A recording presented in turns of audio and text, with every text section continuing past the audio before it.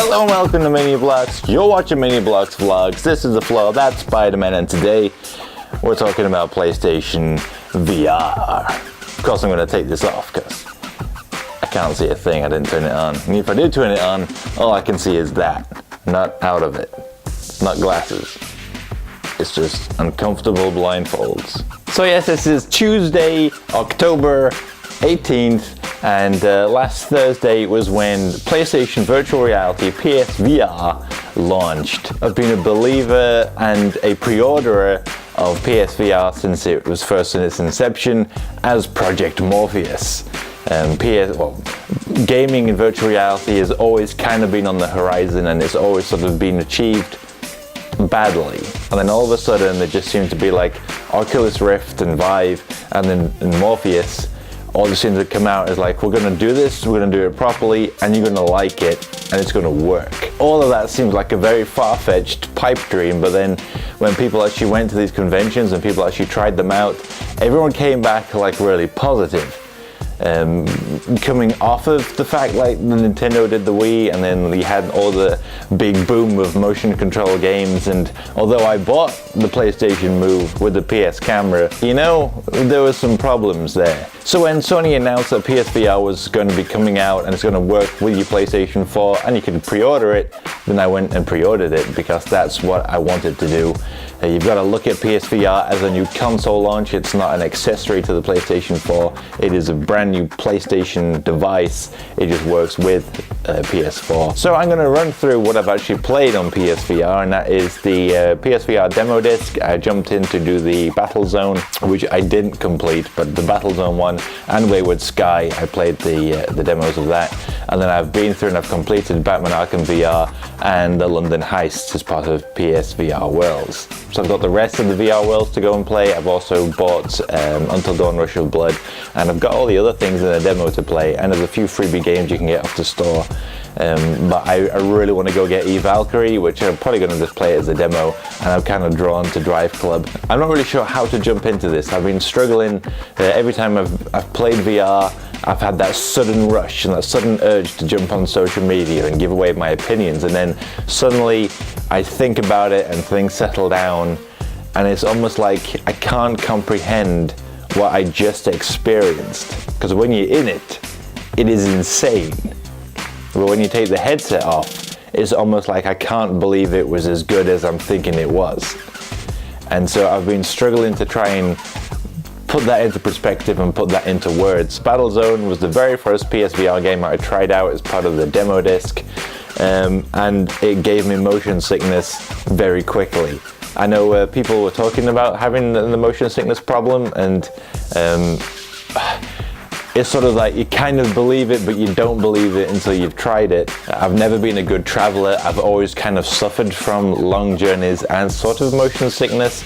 I've gotten much better with that the older I've got. It was very much a young kid problem. I jumped into it and I was playing it fine, and you're looking around and it's kind of unbelievable. The one thing that I did notice originally is when you get in the cockpit of the tank, you've got like all these what look like touch screens, and my immediate reaction is to you just want to touch it, you want to interact with it. They got all these big levers and things to move your tank, but you play it with a DualShock, which is a little bit weird because I'd rather just sort of be like grabbing things and moving yourself around like in that way, which would be a cool thing to do. Probably isn't the best way to play the game. But I was fine with Battlezone for the most part, but I think the more enemies that started coming into the demo, the more you're moving around and trying to shoot and aim, and it was the being stationary, moving your head to see where you're going, and also driving in different directions at the same time, which is absolutely natural if you play in the game like you traditionally would. But when you're playing the game with your headset and like the whole world shifting as you're moving, it felt really strange.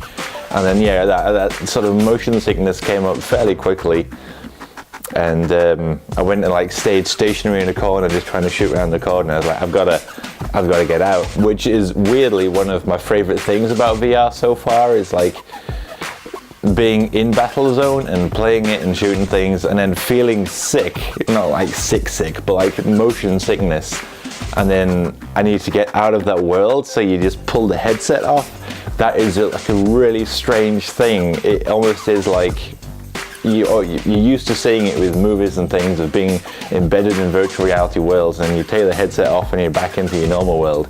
It really felt like that. It was like, this is making me feel sort of sick and strange, and you just pull the headset off and that whole world goes with it, and you just sort of sit there for a second, and it's like, it was weird, very, very weird and very cool. And then I went to go lie down for a while.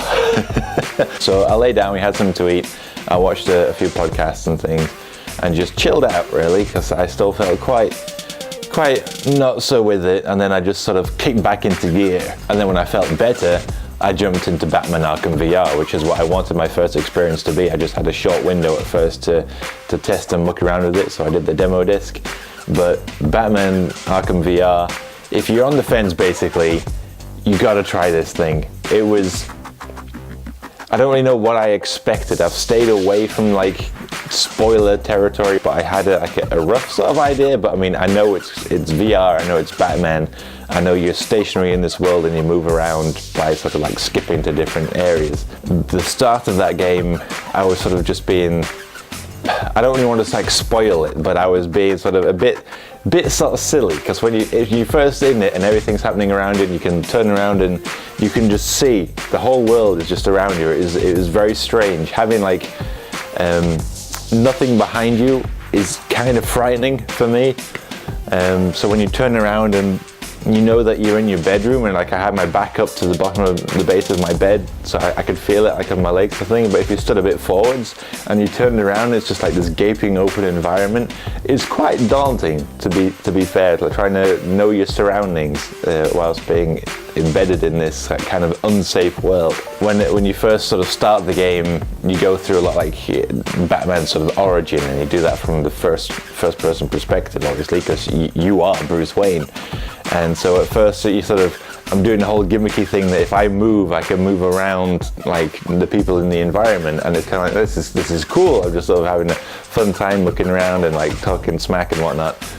And then to get right up into your face, and then I was like, okay, that just went from being silly and video games and fun to actually being physically intimidated. It was very, very strange. It's really uncomfortable actually. And when you're mucking around in the Batcave, there's a bit where you can like unlock characters, and when you unlock characters you can see them like on a virtual stand right in front of you, and that's intimidating, because like you're used to seeing 3D models of characters in games, but when you blow them up to your height or higher and they're right there looking in your eyes, even though I know it's a CG build, but it's so strange to see this creation that I'm used to seeing through playing the Batman Arkham games, but there's Batman stood there looking at me.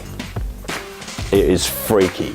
And then you can make them do like different poses and things, and he does one pose and like immediately his hands by your face, and I'm like, that's really intimidating. And you turn and his eyes are following you. I had to turn that off. And then the worst thing is that you can check out the surveillance in the Batcave and try and like discover different police signals and things. And then they've got the big T-Rex, which you sort of see and is quite synonymous with Batman in the Batcave in certain variations. And the T-Rex is there, and I'm looking over this platform that I know that I'm going to have to go to. I don't have to, but I want to go to it because it's part of the Batcave. But I know that the T-Rex is going to be stood there. So I went across and I looked, and the T-Rex is here. Like, you turn around and it is bearing down on you. And that is intimidating. When I had to just go there and test it, I had to kind of block it out of my head, because I have a phobia of really big things.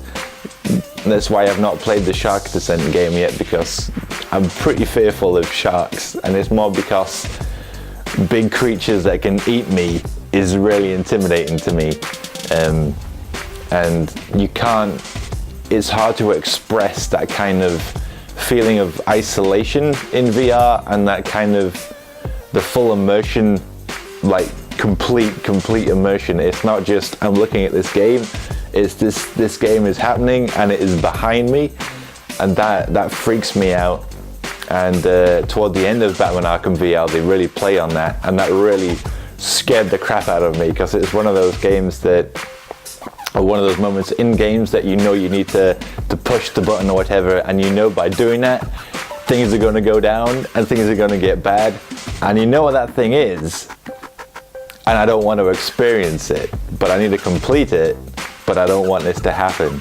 So I went through with it, obviously, but it was not fun. It scared the crap out of me, to be fair. Not because it's like, ooh, it's spooky and scary. It's just like, it is intimidating, and it is so effective that you've just got to try it. You've just got to try it.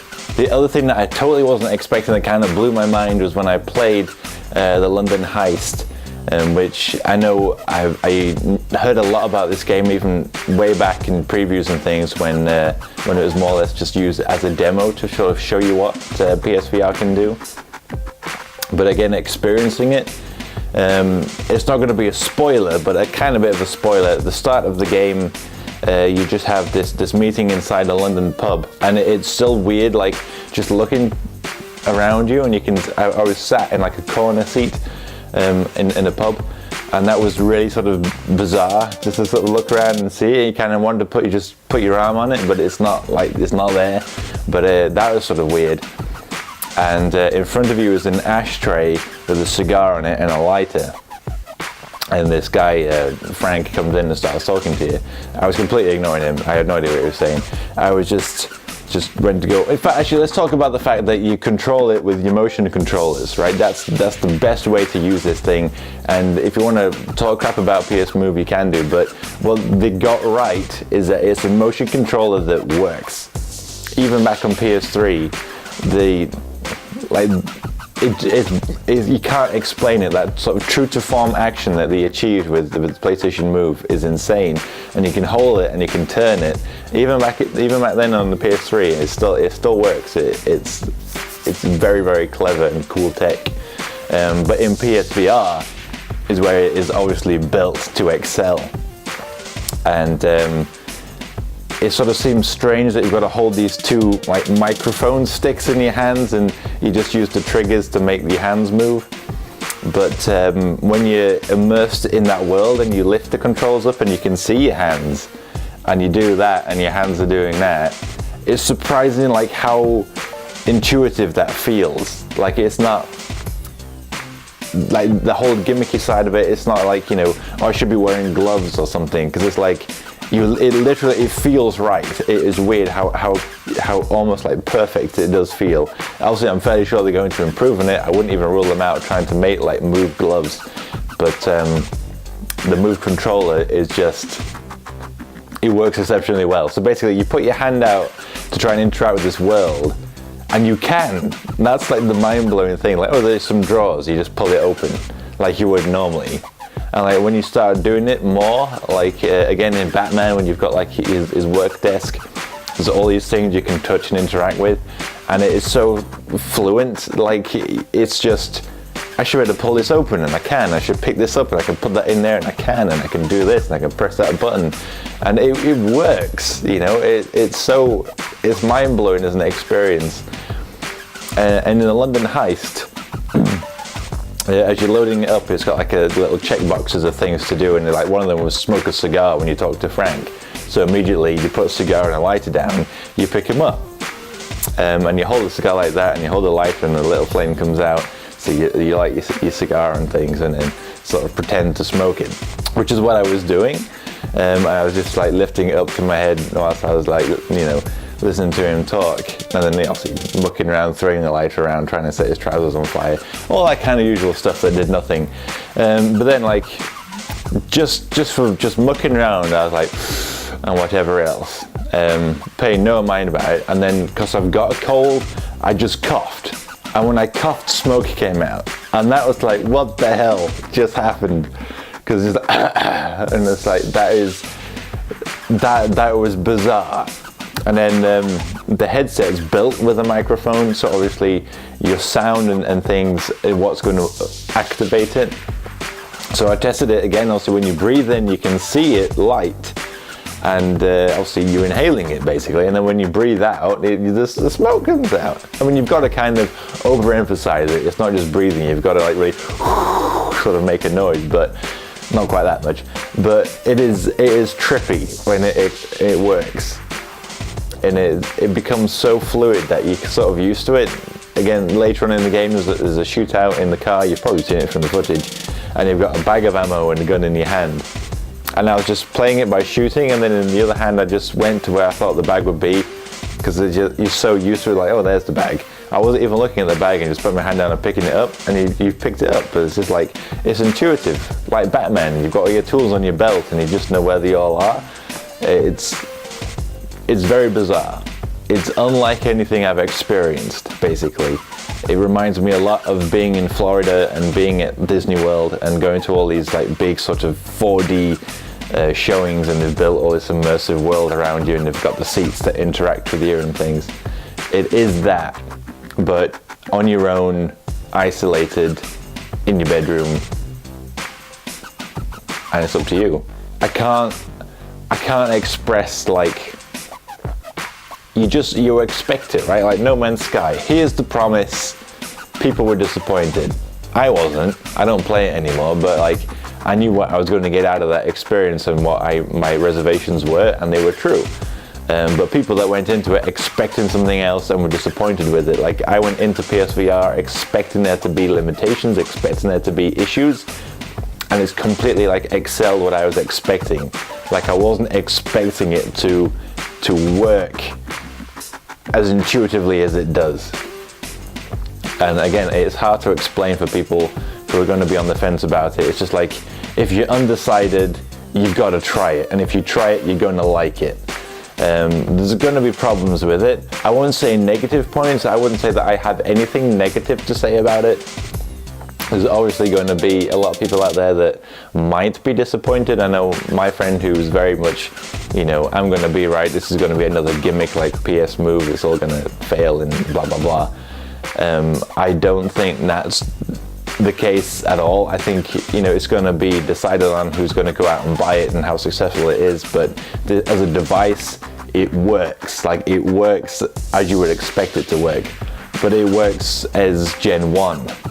You know, there are expectations that you need to kind of get in check before you jump into this world. For a proper, like, in-depth review of it, you go find Kinda Funny Games on YouTube. They've all talked about it in depth, and those guys can talk about it much more than I can. But to reiterate what they're saying is, like, don't expect to find like realistic, true to life kind of graphics within it.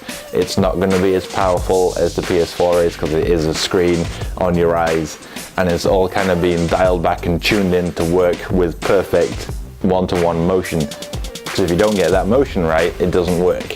So there's also going to be some give and takes with it. So you've got to kind of accept that to be able to be in the world and move your head properly and pick things up and move them around, you know, and it works. Yes, it's a bit blurry. Yes, there's a little bit of lag here and there. Yes, the graphics aren't as brilliant as you'd find on the PS4, but the experience you get with PlayStation VR is unlike anything else. I would rather experience more and more short 15, 16, 20 pound games of an hour long than get more 40 to 45 pound long 60-hour RPGs. You know, that's kind of where I am.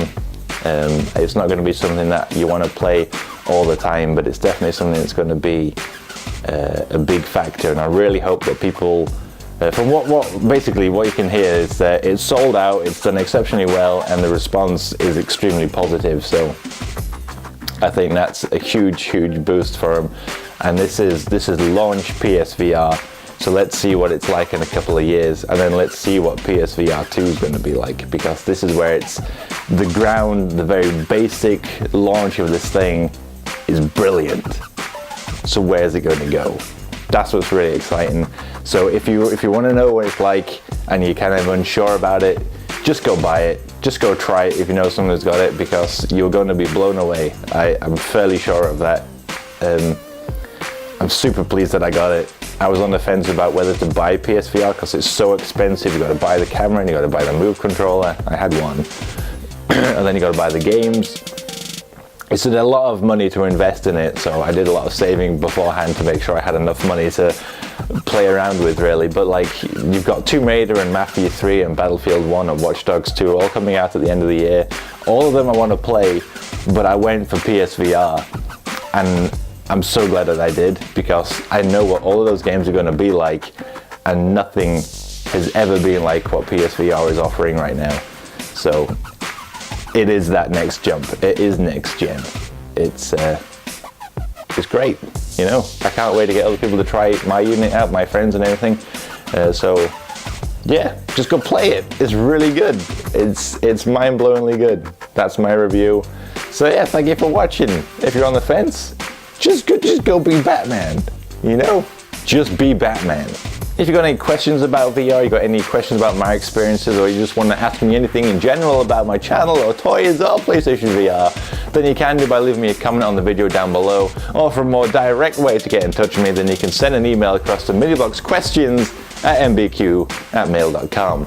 But for everything else, PlayStation, virtual reality, video games, toys, and sitting on the floor with a cold in a jumper to shirt, then keep it locked to Mini Bloks, you know? Thanks for watching. Thank you very much for watching my video. Make sure to hit that subscribe button down below to stay up the latest from my channel. You can find me on Facebook, Twitter, Instagram, and Pinterest under Mini Bloks. What else would it be? If you want to see me unbox the Daredevil Zarvi exclusive Steelbook Deluxe Edition, then you can go find out Mini Bloks Unbox, where I pick out all of the surprise mystery items. Or if you want to see some more video game content, then go find me Battle the Best, the Streets offer in Sega Master System Vigilante over Mini Bloks Plays. But for everything else, virtual reality, Batman, gangsters, and cigars, make sure to keep it locked to Mini Bloks, because I like an eclectic mixture of things.